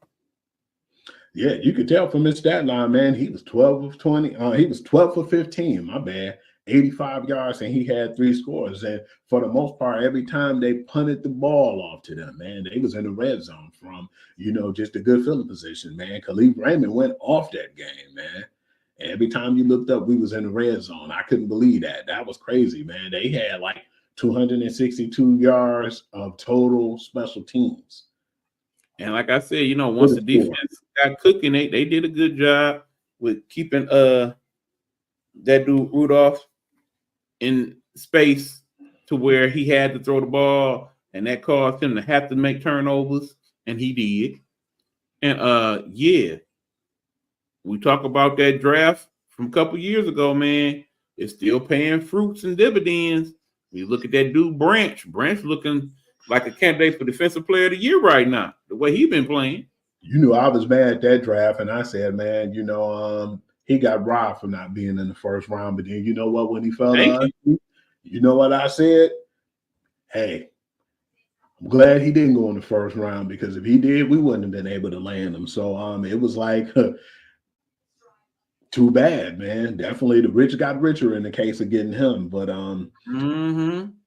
my man still got off though, Jahmyr Gibbs, man. But every time it seemed like him and Montgomery scored, man, they win because he got like goal line touchdown, David Montgomery, but damn, Jahmyr Gibbs with that 70-yarder he broke off, man. With he had 127 yards in the score, but of course that game, Sam Laporta had 48 yards in the score, and a lot of people got it twisted too. They forgot that the other tight end scored, Brock Wright, man. So yeah, the tight ends they were looking for the tight ends for some reason because of the national tight end, right?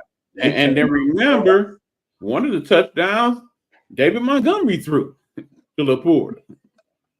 So they still had the trick plays going. What's funny to me is the fact that he mentioned, and I don't know if you've seen on Amon St. Brown, him and his brothers on podcast, they was making fun of him.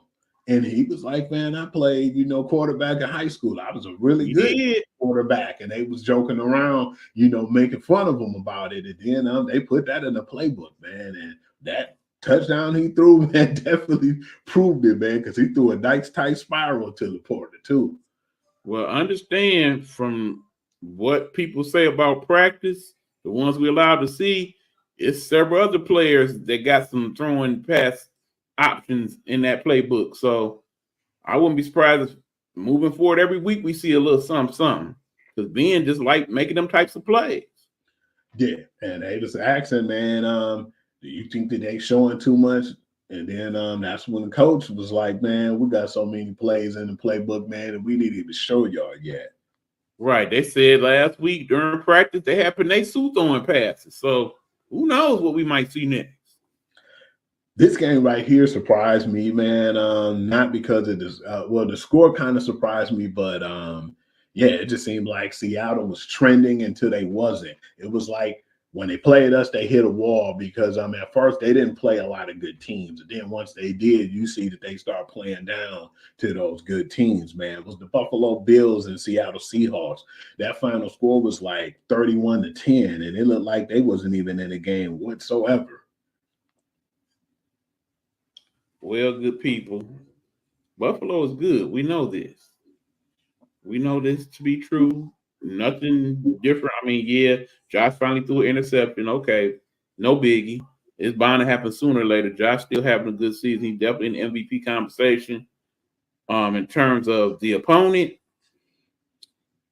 that's a whole nother story. It's a few teams in this league. They playing really, really bad. Okay. That's all I got to say on that. Yeah, man. Because it wasn't like Josh Allen tore it up, man. He had 203 yards and 2 touchdowns, but the person who really was cooking, no pun intended, was James Cook. He had 111 yards and he had 2 scores, and he looked good doing it too, man. And a lot of people better stop sleeping on Khalil Shakir, man. He's not, your prototypical, Keon Coleman, or he's not, my man's that they just acquired, Cooper. But at the same time, Amari Cooper and my man's Keon Coleman gonna get all the love. But Khalil Shakir do all the dirty work, man. I mean, and right now when we look at that AFC East, the rest of them teams just seem so bad. I mean, Miami, they still working some stuff out, but between the Jets and them doggone Patriots, man, it look like it's smooth sailing for the Bills right now. That the game that started off good and it ended up really bad was the game between the Carolina Panthers and the Broncos, because it was like it was even, and then the Broncos just took off, man. Bo Nix has been looking really good, man. They're 5-3, and if you'd have told me the Broncos were gonna be 5-3, I definitely would have been surprised right now, but. Man, that guy basically 284 yards and 3 touchdowns. I had to give him credit where credit is due. Like I said, Bryce Young, man, just in a bad situation right now, man. He had 224 but with 2 touchdowns with the 2 interceptions on the day. And that team is lifeless right now. And that's the team, besides them and the Patriots and the Titans right now, they'll be having that coin toss of who's going to be the #1 overall draft pick. Apologies to you Panthers fans in the network, but I hate talking about y'all team. They cheats, okay? I hate that we even waste the time every week to even discuss anything that they are doing, okay? Even if they manage to win one more game this year, which I can see happening, I really ain't going to be pressed to talk about it then. This is a truly, truly awful team, and their future do not look bright. Even if they had a #1 pick, what they gonna do with it, Hugh? Let's just say, okay, they decide Bryce ain't the answer. They use it to pick Shedeur Sanders. Trying to go there. And he ain't gonna be able to do nothing. He ain't going there. Let's say they use it to pick Travis Hunter. He ain't trying to go there either. That team gonna be bad for a long time. That final score was 14. They were supposed to, period. And it looked better than what it really was. The Kansas City Chiefs versus the Oakland Raiders, the Las Vegas Raiders. Mm-hmm. That game wasn't bad, but it was sloppy to me, man. It was just a sloppy game. And then I looked at it and I felt like it was enough of my man's Uncle Rico now making mistakes to lose that game. But at first, the game was pretty close and it was competitive until it wasn't. until the Raiders start raidering. Championship DNA, plain and simple. They've been showing it all year. Most of these games that the Chiefs been playing ain't been the prettiest of games, but when all is said and done, on that one side, they got the win. On the other side, they still ain't got no losses. Like it or not, we know this is Patrick Mahomes' worst year by far. It ain't even close. He not even the only reason why he in the MVP discussion is because they undefeated. Let's be honest. Mm-hmm. He ain't even doing the hell. I mean, he making more mistakes than we used to him seeing make. But that being said, we know this team is slowly but surely getting healthier by the minute. And when they get to that point, if they winning now, then when they get healthy, they get Pacheco back and Hollywood come back and Rashid Rice come back. That three-peat looking real good right now. I'm just saying. I think right now, man, they just in the environment of winning over a watered down AFC division too. Let's be honest. No, I think what it really is, Hugh, it's the magic of Tay-Tay. They've been a different team since Tay-Tay came in this life. I'm just really surprised at how bad the teams has been playing lately, man. Because but when you see it too, you still got to give them props. And I'm kind of starting to look more optimistic, and I'm saying it's starting to look like that.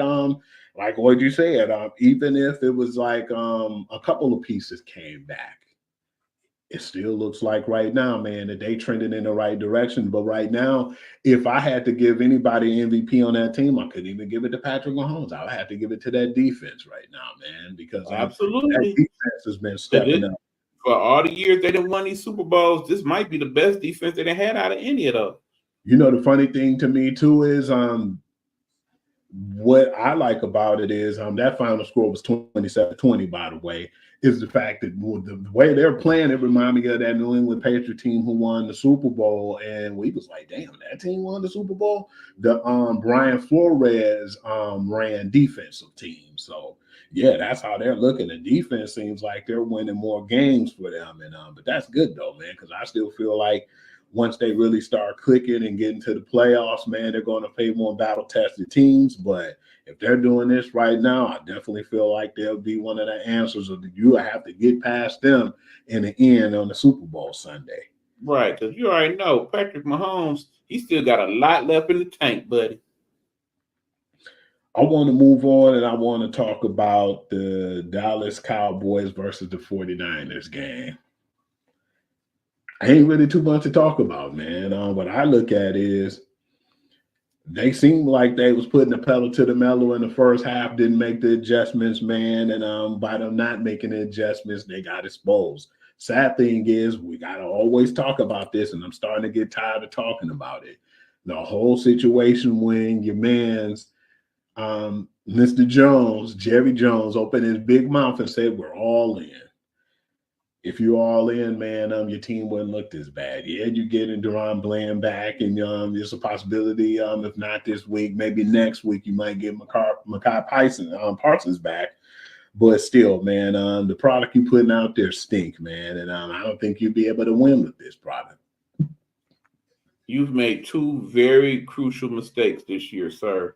One, you paid Dak too much money, and you paid him too early. You should have let the season play out and then determine what you was going to do. Two, you didn't pay Derrick Henry.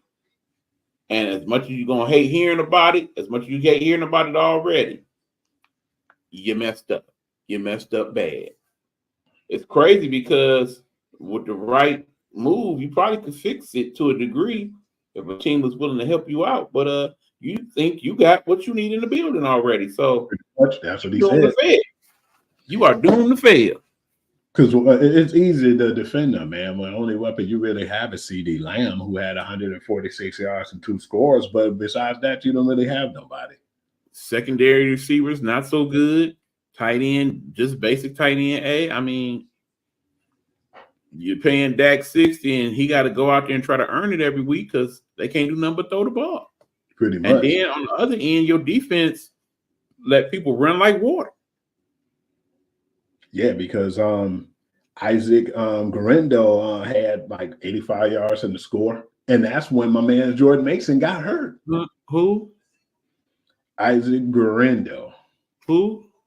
Yeah, I don't know that dude. Exactly. My point. Anybody look like a damn all-pro running on the doggone Cowboys. And then, by the way, I have to get credit where credit is due. The person who made this a holiday on the regular, George Kittle, man. He had 6 receptions, 128 yards in the score. And all the tight ends on this day really looked good, man. It seemed like they made emphasis on it. No, it was a little different in this case because he saved your boy. Because I'm sorry. And what I've been saying, though, looking real basic these days. He looking real basic. He looking like Mr. Irrelevant to you. I won't go that far, but he ain't looking like no all-pro that I'm trying to pay no $60 million to either. And that's the thing. You're going to pay Mr. Irrelevant who don't look relevant that type of money. I'm going to say that, man. And maybe people might think I'm wrong and criticize me for that, but I'm going to keep this going, man, because when you look at it at the end of the day, he didn't really look that good, man. He hasn't looked good most of this season. Maybe he's hurt. He has not. I would give credit where credit is due. He hurt. They ain't been saying nothing about him being hurt. Only person I really think now Christian McCaffrey make them guys better than what they look They like. need McCaffrey back bad. If he don't come back next couple of weeks, they not going nobody playoff. Because it's like with Christian McCaffrey, he put the lipstick on the pig. Exactly. It's a whole different offense without him. All right, you know I was saving this one for Tyreek. If you're listening, I feel bad for you right now, man, because Who? Oh yeah, Tyreek Stevenson. So, are you familiar with this man now? You should be after what he did. Funny part about it is I'm gonna talk about the teams, the Chicago Bears and the Washington Commanders. It looked like when they ran that touchdown that the game possibly was over. Hell, I thought it was over. I kept looking on my phone to see what was going on and kind of was checking out football Night in America. So when I'm looking, I'm steady looking at the phone, keeping my head down, looking at the phone. And I said, well, yeah, man, well, big ups to, Caleb Williams, man. He wanted to prove a point. He did. He didn't really do much. He had 131 yards. DeAndre Swift's really been stepping his game up as of late, 129 yards in the score. But, yeah, man, Jane Daniels basically was thinking differently, man. What I didn't like was, too, and Matt Eberflus didn't tell them to, get up on guys and defend the receivers. Because when they gave him that little 16-yard route, man, to where he could get in and cut and go out of bounds, they had 2 seconds left on the clock, man, and that gave them the midfield to where he could make that play happen. Tyreek Stevenson on the sideline, mocking the crowd, making fun of them, joking around, not even in position, even after that catch, when he got that little hitch route on the sideline. And then he's still doing the same thing once the Hail Mary went up. He goes down, and when he finally seen what happened, he tipped it. And guess who he tipped it to? Washington Commanders' hand. Washington win the game. I was shocked. I definitely thought it was over with. But when I seen that play, I said, wow, man, Jay Daniels have to be the luckiest man in the world. And they've been talking about it for the whole week just about, man. And we already looking at him like he's a for sure rookie of the year. But after that play, man, it was like, yeah, no matter how spectacular it was, Tyreek Stevenson was the one who messed up that game for him, man. And now he want to go out here and apologize. I think they should bench him after that, man. But at the same time, you can't blame it all on him, man. You got to blame it on Matt Eberflus, man, trying to play prevent and trying to, stay off of the, guys. And he was playing too vanilla at that point. But, yeah, man, it was just poor execution all around on defense. It was poor execution throughout that game. Keep in mind, we shouldn't have even got to that point in the game. First of all, let me blame the referees in that game. Some of the worst calls all season were made in that game, including the one where we shouldn't even been here because early in the first quarter, when Zach Ertz caught the touchdown, and it clearly was a touchdown, but then it got called off saying that he did not complete the catch. Now, keep in mind, we here in Detroit know all about completing the catch. also known to us as the Calvin Johnson rule. So trust me, I know when the catch got completed, okay? The catch was completed. That should have been a touchdown. That should have gave them the win. Shouldn't even been no Hail Mary, okay? First of all. Second of all, I actually watched that entire game, okay? I went back in my NFL Plus and watched that whole game. You're looking at two different scenarios. Keep in mind, both of those quarterbacks have a very bright future. Definitely skill sets by both of them. The difference is when you look at Caleb Williams and that offense does not fit his skill set, okay? He is basically looking to run for his life every other play because that offensive line is trash. The plays that they're calling is not set up for him to win more times than not. And most of the plays he is making is basically coming out of necessity. But because he is so used to chaos, he is making plays that most other quarterbacks could not. On the other hand, you got the offense that Jaden Daniels was running over there with the Commanders. And man, it looked like he basically sat down and wrote it himself. Look at how calm he was in the pocket, okay? Look at how he was like, okay, you see him doing his reads and his progression. You see him flinging the ball, and he got a nice arm on him, you know what I'm saying? You see him saying, oh, I could run, though. And it don't look like, oh, I'm in a panic run. It's like, okay, I'm running because, yeah, I'm about to make some. There you go right there. It's a difference, okay? If you put Caleb Williams in that offense, and keep in mind, in the ideal world, he probably would have been in that offense. But he a whole different story. Yeah, I understand Bears got a winning record and everything, but it's circumstance pretty much. You just caught the right teams at the wrong time. If you keep this up, Caleb probably not even gonna finish the season because they got that dude in a bad place. Okay. But that being said, the Bears, they deserve to lose that game for those reasons and because of the play of that stupid Stevenson. And the idea where if I'm that coach, yeah, you're not going to see the field unless somebody get hurt for a while. I need you to sit and marinate.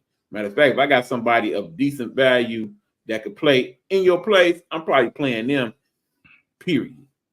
And that final score was 15-18. And I want to talk about the Monday night game now. All right, well, let's get into it, man. What's crazy about it is I was like, well, yeah, Justin Fields was doing well, so he should definitely continue to win. Didn't really look at the fact that how much energy and how well they played with Russell Wilson, man. That final score was 26-18. And you could definitely see George Pickett and everybody when it comes to Russell Wilson playing, how hyped they are and how eager they are to play. Not disrespecting Justin Fields, but it seemed like the energy level is there when it's coming time to play him with Russ now. And he's been making some good plays for the team as well. Give the credit to Mike Tomlin, man. He was the man with the master plan, and everybody got the clown. Man, why are you taking that dude out and putting him, Justin Fields? They is winning with him. Why are you doing all that? Because I want to see what Russell brings to the table. I think you're going to see something a little different. And he was absolutely right, and we're seeing that. Russell has a better command of that offense than Justin Fields. In the end, it's good to know that if Russell can't get it done, he get hurt or whatever, you got a good backup. But in the end, right now, you seeing the best version of that offense with Russell Wilson because Russell's not done. And every time he go out there, if you're a Denver fan, you might feel some type of way. But nonetheless, as I said, I don't know how they was going to do it, but I knew it was going to happen. Pittsburgh was going to end up winning more games than they lost. And when all is said and done, it's going to be another winning season for Mike Tomlin. That's just what he do. He's the best coach in the National Football League right now, period. I feel like the worst part about this game, too, is when you was mentioning poor referee play, and how they just was missing calls. They missed 2 touchdowns from George Pickens. And 1 touchdown is when he caught the ball and he tapped that right leg twice. I thought the right leg twice and you falling down was converting the play, rather than you putting 1 leg in and just falling. He tapped that leg twice, and that's supposed to have been the score, man. But like I said, it's been really poor refereeing. Right, and the crazy part about it is all touchdown scores are reviewed, and they're reviewing these touchdowns, and they still making the wrong call. I don't understand.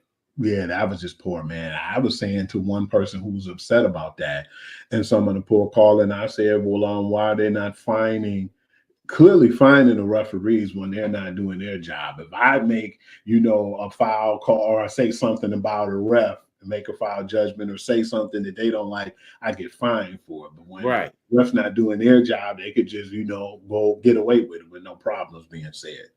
It's crap. All right, I want to move on. I want to go to the lightning round now, and I want to start with week All 10 right. in the Let's college. get it. And I want to start off with the San Diego State versus Boise State. Who you got? Boise State all day. That running game is unstoppable right now. Oregon, Michigan. Number one, Oregon, Michigan. You know I hate to do this, but I picked against my team and got clowned last week. This week, I know I'm right. Whack, quack, quack. Ohio State, Penn State. I'm going with Penn State on this one. Penn State about to get exposed, okay?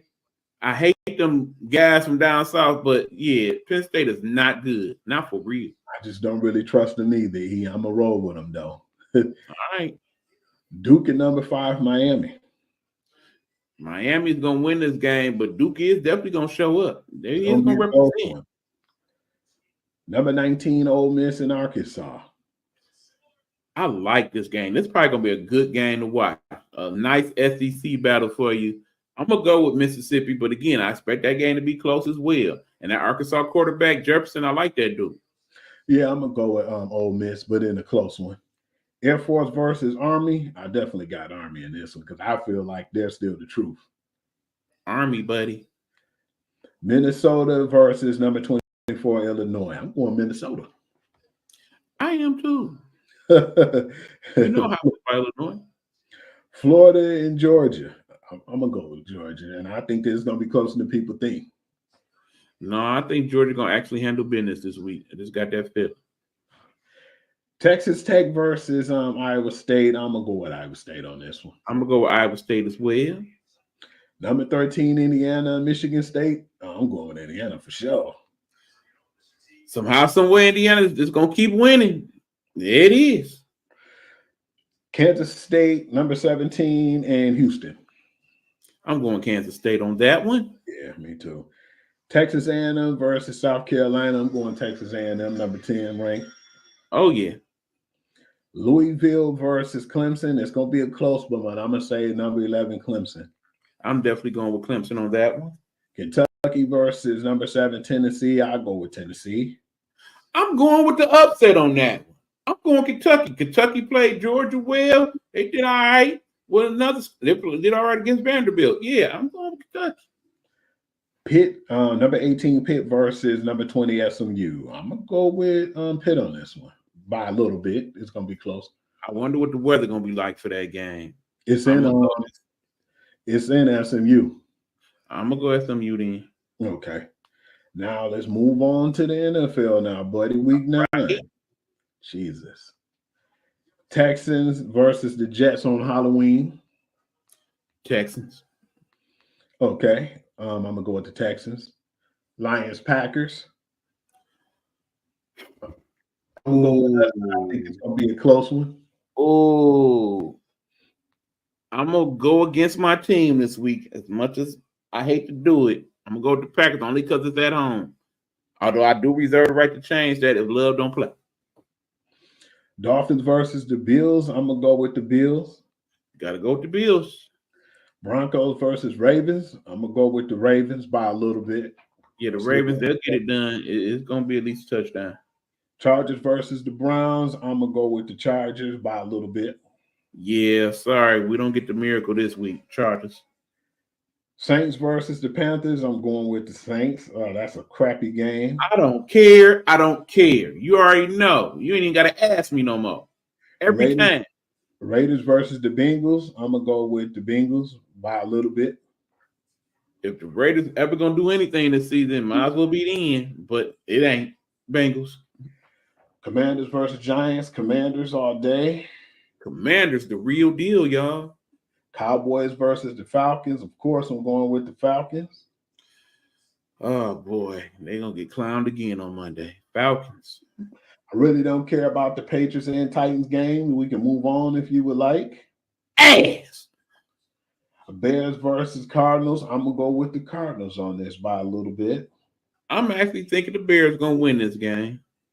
Jaguars versus Eagles. Of course, I'm going with the Eagles. Fly Eagles fly. Rams versus Seahawks. I'm going with the Rams. I think I'm gonna go Seahawks. Any given Sunday. Colts versus the Vikings. I'm gonna go with the Vikings. I'm going with the Colts. Buccaneers versus the Chiefs. I'm going with the Bucks on this one in the upset. You said Buccaneers against who? The Chiefs. I understand the law averages call for that, but I gotta go with KC, man. Yeah, I'm gonna definitely pick that upset on this one. I understand it. They're going KC. The crazy part is them dudes still don't even got no receivers, so I don't know how they're gonna pull it off. But I feel like sometimes That's what they've been doing it, sure. when it seems like, you know how when everybody, the panel all bet and they say one team is the other team win. I don't know, man. Hopefully we can see something out of Baker, but it's not looking too good for them in that division, man. With those two guys that they have out there receiving shit, they might not even make the playoffs. Let's be honest. I must admit, it's Wednesday, so we probably not gonna see no movement the rest of the week. But I promise you, next week you will see a few trades. That's why I'm not really trusting the Detroit Lions pick that much this week neither, man. They didn't go after nobody there. And I'm not saying the defense is bad, but damn, man, did you hear that they were saying it's a 4th-round pick for Zadarius Smith, and they still ain't make a move. So, yeah. I would not be surprised, Hugh, if they don't do nothing. If they just kind of ride it out. Because I feel like when I say the Lions win, I only got them by 0.5 point, man. I really don't have that much faith in it this week, man, because like you said. Like I said, I think it's going to be a close game, but I think because the Packers at home and they about due for one, I got to go with the Packers as much as I hate to do. Yeah, I'm going to still roll with us, though. I'm going to think it's going to be by a little bit. Even if Jordan Love in, because he hasn't really been playing that well lately. Like you said, I still think that brother hurt. Well, that's all I have, man. Definitely appreciate that opportunity, man, to do that lightning round. That makes everything a little easier. Absolutely. All right, y'all. Right quickly, we're going to go through it because, we got to find Hugh sometimes, and he in different places. Basically, here you go, right here. Go through the rundown, Hugh. Yep, Hugh.Lee6 is my TikTok page where I put all my reels at. The Sports Guru to you is basically the guru perspective what I do on Spotify. Hoovy is another place where I put my platform of all reels and highlights. You can reach me on Sport Guru to you if you have any questions or things that you want me to add or anything you want me to talk about. And basically, we do the show every Wednesday and then at 9:00, and that's basically what you're seeing right now, the Guru Sports Session. And there you have it, good people. We had a good time talking that sports to you. Gonna give you a few little extra bonus when we hit the Big Buck Sports Report and talk a little bit extra about what's going on. That will come to y'all tomorrow on Thursday. Matter of fact, we might just actually do boom and hit you with I Am Nighthawk as well. We will see how that goes. But nonetheless, we thank you for tuning in. We appreciate y'all. Until next time, America, we is up out this piece. So the fingers up, Hugh. Deuces.